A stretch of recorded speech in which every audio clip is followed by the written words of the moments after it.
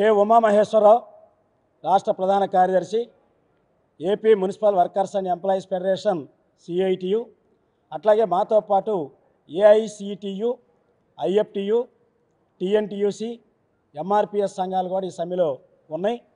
గత 3 రోజులుగా దాదాపు రాష్ట్రంలో 105 మున్సిపాలిటీల్లో సమ్మె జరుగుతూ ఉంది. వేలాది మంది రోడ్డెక్కారు. మా ప్రధానమైన డిమాండ్లు గత ఎన్నికలకు ముందు ముఖ్యమంత్రి గారు ఏమైతే చెప్పారో, మన ప్రభుత్వం వచ్చిన 6 నెలల్లోనే కాంట్రాక్ట్ అవుట్సోర్సింగ్ కార్మికుల్ని పర్మనెంట్ చేస్తాం, సమాన పనికి సమాన జీతం ఇస్తామని చెప్పారు. దాని మీదే ఈరోజు మా పోరాటం జరుగుతుంది. మా సమ్మె దానికోసమే జరుగుతూ ఉంది. దీనితో పాటు ఇంజనీరింగ్ విభాగంలో ఉండేటువంటి కార్మికులకి జీవో ఆర్టీ నంబర్ 30ని సవరించమని అడుగుతున్నాం. వాటర్ సెక్షన్ కానీ, అండర్ గ్రౌండ్ డ్రైనేజీ, వర్క్ ఇన్స్పెక్టర్లు, చైన్ దళం, డ్రైవర్లు, ఇటువంటి కేటగిరీలకి ఆ జీవోలో అన్యాయం జరిగింది, దాన్ని సరిదిద్దమని అడుగుతూ ఉన్నాం.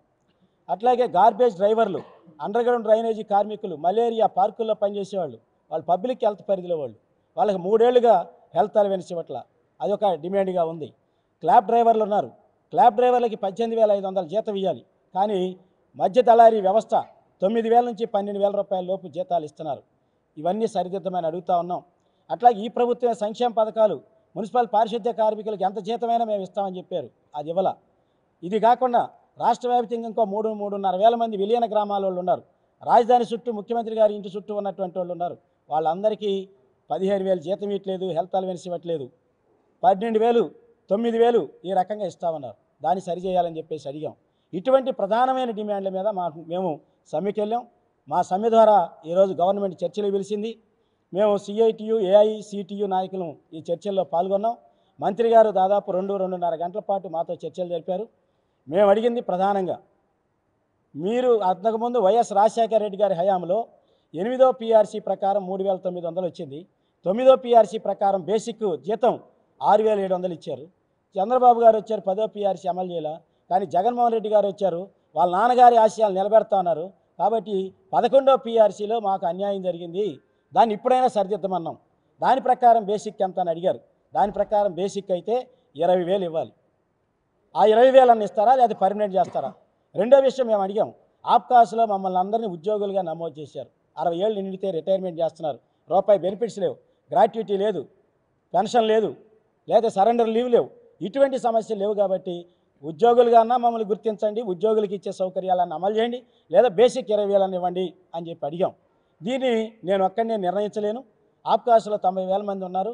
ఈ 90,000 మందికి సంబంధించిన విషయం కాబట్టి గ్రూప్ ఆఫ్ మినిస్టర్స్లో చర్చ పెడతాను, ముఖ్యమంత్రి గారి దగ్గర తీసుకెళ్తాను. మీరు ఎవరి దగ్గరికైనా తీసుకెళ్ళండి, త్వరగా తీసుకెళ్ళి దీనికి సంబంధించిన నిర్దిష్టమైన హామీ వస్తే అప్పుడు మాత్రమే మేము కార్మికులు నచ్చజెప్పగలుగుతాం. అటువంటిది లేకుండా కార్మికులు మీరు సమ్మె మానుకోండి అని చెప్పగలిగేటువంటి ధైర్యం కానీ ఆ పరిస్థితి కానీ మా దగ్గర లేదని చెప్పి మంత్రి గారికి స్పష్టంగా చెప్పొచ్చాం. అయితే మంత్రి గారు చెప్పింది ఏంటంటే, గార్బేజ్ డ్రైవర్లు, మలేరియా వాళ్ళు, అండర్ గ్రౌండ్ డ్రైనేజీ పార్కుల వాళ్ళకి 6,000 రూపాయలు ఇచ్చేస్తాం, ఫైనాన్స్ డిపార్ట్మెంట్లో కూడా అంగీకరించామన్నారు. అంతవరకు అయితే మంచిదే, పర్వాలేదన్నాం. అట్లాగే జీవో నెంబర్ 30ని సవరించి ఎవరికైతే అన్యాయం జరిగిందో దాన్ని సరిదిద్దామన్నారు. విలీన గ్రామాలు, అట్లాగే రాజధాని ప్రాంతంలో ఉన్నటువంటి కార్మికులకి మున్సిపల్ జీతాలు ఇవ్వాలని చెప్పి అడిగినప్పుడు దాన్ని కూడా ఫైనాన్స్ డిపార్ట్మెంట్తో మాట్లాడి త్వరలో ఇప్పిస్తామనే పాత్రలో చెప్పారు. ఇది కాకుండా ఇంజనీరింగ్ విభాగంలో పనిచేసే కార్మికులు ఉన్నారు. సర్టిఫికెట్ లేదనే పేరుతో చేసే పనికి ఇచ్చే జీతానికి తేడా ఉంది. దాన్ని సరిచేయాలి అని చెప్పే పద్ధతులు చెప్తే దాన్ని కూడా స్కిల్ డెవలప్మెంట్ వాళ్ళతో మాట్లాడి దానికి ఎట్లా పరిష్కారం చేయాలో ఆలోచిస్తామని చెప్పారు. క్లాబ్ డ్రైవర్ల విషయం వచ్చినప్పుడు ఇది మాది కాదన్నారు. ఇది మాది కాదంటాం కాదండి, మన మున్సిపాలిటీలే 54,000 నుంచి 62-63,000 రూపాయలకి ఆ క్లాబ్ కాంట్రాక్టర్లకు ఇస్తున్నారు ఒక్కొక్క వెహికల్కి. అంటే మరి వాళ్ళ కాంట్రాక్ట్ ఇచ్చాం, వర్క్ అవుట్ సోర్సింగ్ అన్నారు. స్వచ్ఛాంధ్ర కార్పొరేషన్ బాధ్యులు కూడా ఉన్నారు. వారిని అడిగాం అగ్రిమెంట్లో ఏముంది అని అడిగితే, అగ్రిమెంట్లో అక్కడ చట్టబద్ధమైన సౌకర్యాలన్నీ అమలు చేయాలని ఉంది. కాబట్టి డ్రైవర్లకి జీతాల విషయం అడిగినప్పుడు ఈ జీతాలు మాకు సంబంధం లేదనే పాత్రలో వారు చెప్తే ఇది కరెక్ట్ కాదు, ప్రిన్సిపల్ ఎంప్లాయర్ మీరే, వాళ్ళకి జీతాలు ఇప్పించాల్సింది మీరే. ఈరోజు విశాఖలో 15,000 ఇస్తున్నారు, విజయనగరంలో 13,000 ఇస్తున్నారు, మిగతా అన్ని చోట్ల 9,000 నుంచి 12,000 ఇస్తున్నారు. ఇది అన్యాయం జరుగుతుంది, కాబట్టి అన్యాయాన్ని సరిదిద్దండి అంటే వెంటనే వాళ్ళతో జాయింట్ మీటింగ్ పెట్టి కాంట్రాక్టర్ తోటి, అట్లాగే స్వచ్ఛాంధ్ర కార్పొరేషన్ ద్వారా యూనియన్లతో జాయింట్ మీటింగ్ పెట్టి దానికి కూడా ఏం చేయాలో, ఎట్లా పరిష్కారం చేయాలో ఆలోచిస్తామని చెప్పారు. మేము ఒకటే చెప్పాం మంత్రి గారికి, మీరు సమ్మె విరమించండి, ఇంత బాగా మాట్లాడుకున్నాం, సానుకూలంగా ఉన్నాం, మీ పట్ల ముఖ్యమంత్రి గారు కూడా సానుకూలంగా ఉన్నారంటే మేము ఒకటే చెప్పాం. 4.5 ఏళ్ల పాటు ఓర్పుతో, సహనంతో ముఖ్యమంత్రి గారు ఆ రోజు చెప్పిన డిమాండ్లు కావచ్చు, మధ్యలో మీరు ఇచ్చిన హామీలు కావచ్చు, ఇవన్నీ కట్ల పేపర్లు ఉన్నాయి. ఈ మినిట్స్ కాపీలు లేకపోతే హామీలకు సంబంధించిన కాపీలు మాకు అక్కర్లేదు. మీరు నిజంగా చిత్తశుద్ధితో వీటన్నిటిని అమలు చేసే పాత్రలో, జీవోలు ఇచ్చే పాత్రలో మీరు చర్యలు తీసుకోండి అని చెప్పొచ్చాం. అట్లా చేయగలిగితే అప్పుడు మాత్రం మేము కార్మికుల దగ్గరికి వెళ్ళగలుగుతాం, నచ్చజెప్పడానికి అవకాశం ఉంటుంది. అవేవీ లేకుండా పర్మనెంటో లేకపోతే బేసిక్ 20,000 లేకుండా అంగీకరించేటువంటి ప్రసక్తి ఉండదు. కార్మికులు అంగీకరించారంటే నేను చెప్తున్నాం కాబట్టి మీరు పరిశీలించండి, ఆలోచించండి అంటే మేము కూడా చెప్పాం. మీరు చెప్తున్నారు కాబట్టి మేము కూడా మా కార్మికులతో మాట్లాడతాం. మా కార్మికులతో మాట్లాడి చర్చించి ఏ అభిప్రాయాన్ని రేపు మీకు తెలియజేస్తామని చెప్పొచ్చాం. అందువల్ల మేము కార్మికులతో మాట్లాడేదాకా ఈ సమ్మె అయితే కొనసాగుతుంది. మా ప్రధానమైన డిమాండు బేసిక్ 20,000 పర్మనెంటా, ఈ రెండింటిలో ఏదో ఒకటి తేల్చమని చెప్పొచ్చాము. కాబట్టి తేల్చే పని ప్రభుత్వం చేయాలి.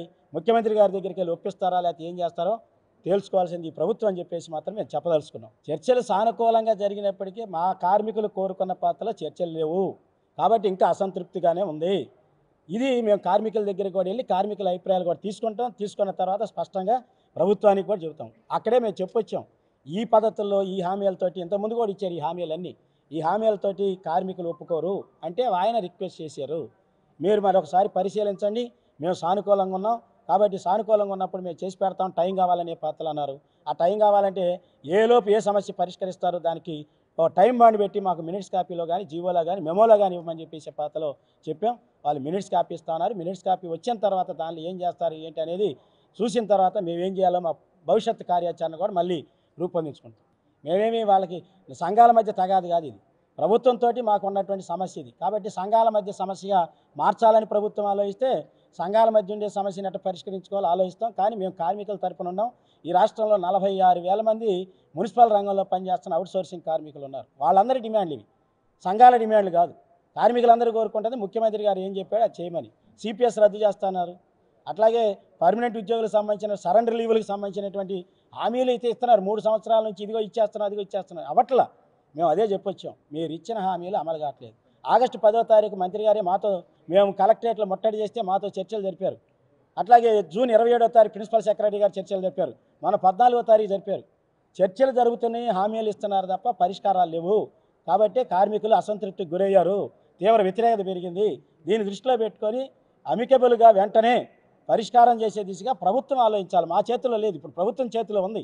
ప్రభుత్వం చేయాలి. ఏ నిర్ణయమైనా ప్రభుత్వం చేసి ప్రజలకి అసౌకర్యం కలగకుండా కార్మికులు కోరుకున్నటువంటి న్యాయమైన డిమాండ్లు మీరు ఏం హామీలు అయితే ఇచ్చారో ఆ హామీలను తొంగలో తప్పకుండా, మాట తప్పకుండా, మడం తిప్పకుండా నిలబడమని చెప్పేసి మేము ముఖ్యమంత్రి గారికి కూడా ఈ సందర్భంగా విజ్ఞప్తి చేస్తాం. మరిన్ని వీడియోస్ కోసం ఛానల్ ని సబ్స్క్రైబ్ చేయండి, లేటెస్ట్ అప్డేట్స్ కోసం వాట్సాప్ ఛానల్ ని ఫాలో చేయండి అండ్ లింక్ డిస్క్రిప్షన్ లో ఉంది.